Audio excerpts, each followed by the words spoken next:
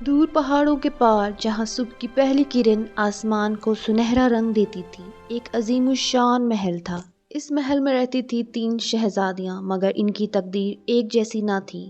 بڑی 2 شہزادیاں حسن میں بے مثال تھیں اور بادشاہ کی سگی بیٹیاں تھیں، مگر تیسری بیٹی صنوبر جو بادشاہ کی سوتیلی بیٹی تھی، اس کے چہرے پہ کوئی شاہی چمک نہ تھی، مگر آنکھوں میں عجیب سا ٹھہراؤ تھا۔ وہ ٹھنڈے پانی سے محل کے فرش دھوتی، کسی نے اس کی تھکن کو محسوس نہ کیا، مگر وہ شکایت کرنا نہیں جانتی تھی۔ اس کی دونوں بہنیں اس سے فرمائش کر کے مزے مزے کے کھانے پکواتی اور سارا دن محل کے کام کرواتی تھیں، مگر وہ کچھ نہ بولتی، شاید اس کو اپنی تقدیر پہ یقین تھا۔ ایک رات بارش بے رحم تھی، بازار کی گلیاں پانی میں ڈوبی ہوئی تھیں۔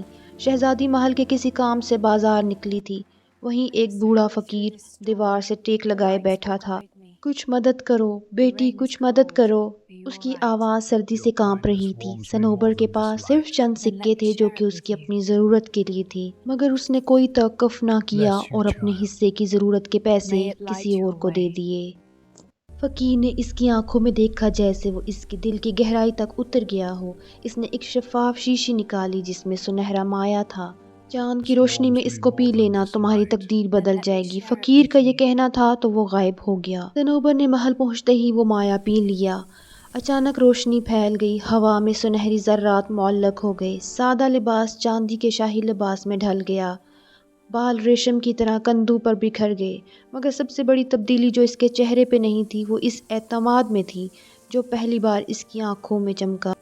صنوبر جو کہ بچپن سے ظلم سہتی آئی تھی، اب اس کی تقدیر بدل چکی تھی۔ ایک عجیب سا اعتماد اس کی آنکھوں میں تھا، وہ شہزادی بن چکی تھی۔ یہ وہی صنوبر تھی جسے کل تک نظر انداز کیا جاتا تھا۔ محل کے تمام لوگ صنوبر کی خوبصورتی پہ رشک کر رہے تھے۔ بادشاہ جو کہ اس کا سوتیلا باپ تھا بہت حیران و پریشان تھا۔ صنوبر جب محل کے دربار میں داخل ہوئی تو بادشاہ حیران، ملکہ پریشان۔ پڑوسی سلطنت کا ولی عہد کیوان جب دربار میں داخل ہوا، اس نے حسن دیکھا، وہ صنوبر شہزادی کے حسن میں کھو سا گیا اور بولا، کیا آپ میری ہمسفر بنیں گی؟ صنوبر نے ہاں میں سر ہلا دیا۔ وہ جانتی تھی وہ معجزہ اس شیشی میں تھا جو کہ اس کو اس فقیر نے دیا تھا۔ شاہی تاج اس کے سر پہ سجایا گیا، کیونکہ جو دوسروں کی مدد کرتے ہیں تقدیر بھی ان کا ساتھ دیتی ہے۔ وہ صرف ملکہ نہیں بنی، وہ تاریخ بن گئی تھی۔